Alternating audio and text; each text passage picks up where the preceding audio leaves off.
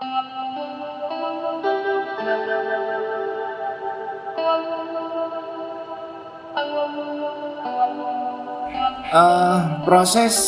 sudah dilakukan sedemikian rupa bersama kawan-kawan sejarah peradaban Islam Unhas Jember.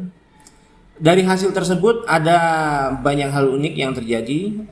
Untuk naskah yang dibuat dari kulit pohon waru ternyata tidak sama dengan deluang yang dibuat dari pohon saeh gitu ya. Kasat mata itu akan tampak lebih kasar dibanding kulit saeh. Kertas deluang yang terbuat dari pohon kulit waru itu tidak seelastis deluang yang terbuat dari kulit pohon saeh begitu. Nah, ini hal-hal seperti ini perlu diskusi lebih lanjut mungkin dengan kawan-kawan dari master keilmuan lain ya, mungkin dari bidang biologi. Kenapa kok tidak sama hasilnya, padahal prosesnya kita lakukan sama begitu ya, proses pembuatannya. Kegiatan seperti ini perlu diinformasikan kepada kawan-kawan sejarah, khususnya kawan-kawan mahasiswa sejarah ya. Kegiatan kita ini adalah bagian dari pelestarian budaya kita, budaya masa lalu yang sudah mulai tenggelam dimakan waktu. Sebenarnya ada yang menarik dengan kegiatan-kegiatan seperti ini, seperti semisal kembalinya kita ke kajian masa lalu, setidaknya kita bisa mengurangi atau mencegah angka deforestasi misalkan di Indonesia ini yang cenderung tinggi begitu. Pembuatan deluang kalau dibuat skala besar semisal ya, ini tidak serumit seperti kita menanam pohon yang akan digunakan untuk pembuatan kertas gitu. Semisal deluang ya, deluang itu kalau kita tanam cukup 2 tahun itu pohon sudah layak untuk kita panen gitu. Untuk kita panen kita buat untuk bahan baku pembuatan kertas deluang. Memang ini agak rumit. Nah, kembali lagi untuk pengembangan ilmu pengetahuan tentu filologi tidak bisa jalan sendiri. Filologi tetap harus berteman dengan kawan-kawan sains dan teknologi, kawan-kawan dari mungkin biologi, mungkin dari kehutanan dan seterusnya yang bisa membantu ke tahap berikutnya.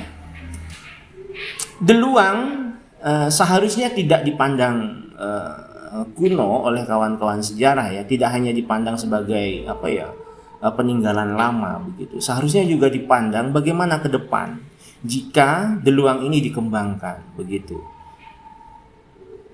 Selain menjaga tradisi kebudayaan kita dengan mengembangkan ini ke ranah yang lebih baik, yang lebih maju ke depan, kita juga ikut menyumbang penurunan angka deforestasi minimal di Indonesia. Sebenarnya tidak hanya bahan tulis saja, tapi juga kita bisa misalkan membuat tinta tradisional yang sudah dilakukan oleh nenek moyang kita dahulu. Kita coba buat ulang, ternyata tidak serumit yang kita bayangkan, dan itu sederhana sekali. Kita ambil dari arang lilin ya. Kalau dulu nenek moyang kita tuh pakai minyak goreng. Jadi minyak goreng dikasih sumbu, kemudian dibakar, kemudian ditangkaplah arangnya itu, arang asapnya itu, kemudian diemulsi dengan alkohol dari tape gitu ya, alkohol dari tape. Nah, kawan-kawan ini kita coba buat di sini gitu. Nah, ternyata sukses gitu. Kalau untuk tinta tradisionalnya kita coba buat di sini, ternyata sukses, tidak ada masalah.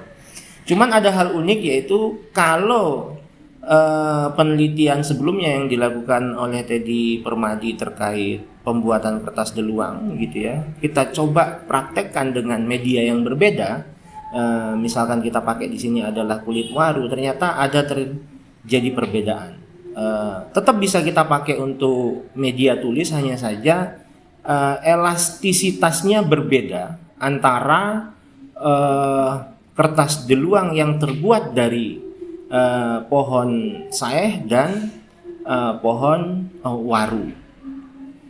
Saya rasa begitu, mudah-mudahan ada manfaatnya. Sebagai generasi muda sejarah, kita perlu melihat ke depan juga, mau kita ekstraksi apa sejarah kebudayaan kita ini untuk masa depan.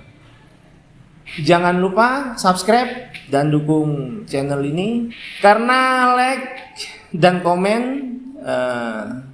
kawan-kawan semua adalah sumber inspirasi untuk saya dan teman-teman sejarah terus berkreasi di channel YouTube Naskah Nusantara.